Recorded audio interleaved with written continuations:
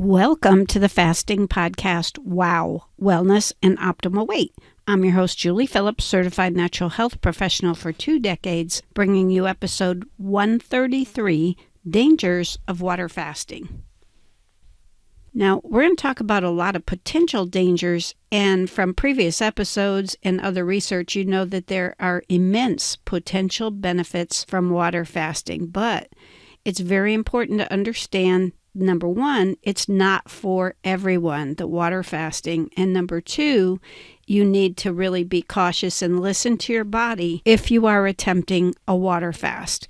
And in this episode, water fasting dangers we'll talk about apply mainly to 24-hour to multiple days water fasts, but some of them can actually apply to intermittent fasting or time-restricted eating. The first is dehydration.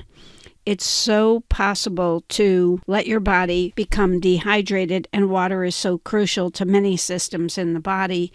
And from a previous episode, you're probably aware that I am not a proponent of dry fasting. A very major deal is blood sugar levels. And even though you may have never been diagnosed as pre-diabetic, hypoglycemic, or diabetic, regardless, you might be one of the many people with insulin resistance that is susceptible to some of these issues, and you just don't realize it yet.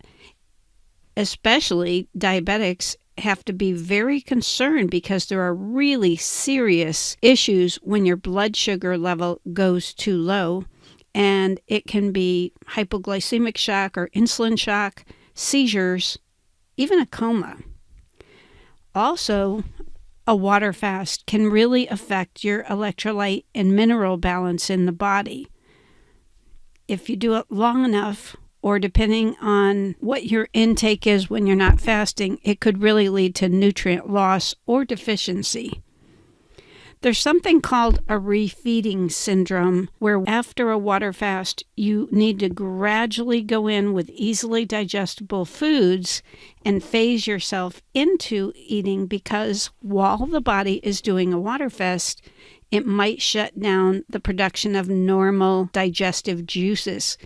If it's extreme and you go too crazy refeeding with too much food too quickly after a multi-day water fast, you could actually have a potentially fatal issue on your hands. So it's very important to break the water fast in a gentle way on your body and kind of ease it back into the normal production of digestive juices.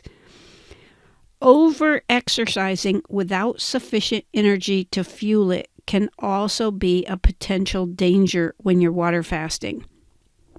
Listen to some of the symptoms you might watch for if you are doing a water fast: fatigue, cravings, lightheadedness, disturbed sleep, hunger, bad breath, nausea.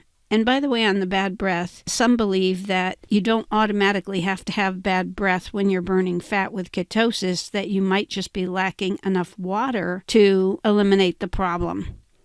Muscle or back pain, headaches, bloating, diarrhea, dizziness, nausea, sensitivity to cold, palpitations, heartburn that you didn't have before, muscle cramps, shaking, sweating or clamminess, fainting, poor coordination, trouble with your speech, something like double vision, a nervousness or anxiety, irritability feeling, or even emotionally a feeling of deprivation. And there are a list of people that are contraindicated for water fasting, and that includes pregnant nursing, children, extremely low body fat, such as 5% or less, people with a history of eating disorders, that this might make it worse or bring it back, diabetics especially, and anyone on prescriptions needs input from their medical professional first. When I first got introduced to water fasting, it was at a cancer convention with integrative or holistic viewpoints many years ago, and although the benefits can be tremendous and magnificent, really you need to be aware of the potential dangers, listen to your body, check with your healthcare professional, and definitely take heed, because these can be potentially fatal if certain things occur. For questions and feedback, contact me, Julie, at JP Wow Programs. And please refer others to the podcast and YouTube and give us a good review. Remember, stay positive, focused, and determined, because where the mind goes, energy flows.